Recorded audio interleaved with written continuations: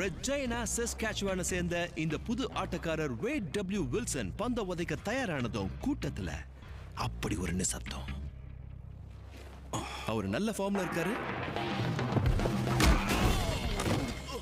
அதனாலதான் ரெஜைனானாலே கொண்டாட்டம்னு ஒரு அர்த்தம் இருக்கு. லேடிஸ் அண்ட் ஜென்டில்மேன், இப்ப கூடுதலா ஒரு உதை அளவுக்கு அதிகமா கொண்டாடுறதுக்கான பெனல்டி இது. ஓ, பலமா தாக்கப்பட்டாரு. இன்னும் இருக்கு பாரு. இந்த மாதிரி ஒரு மோசமான விஷயத்தை வேற எந்த விளையாட்டிலையும் பார்த்திருக்கவே முடியாது.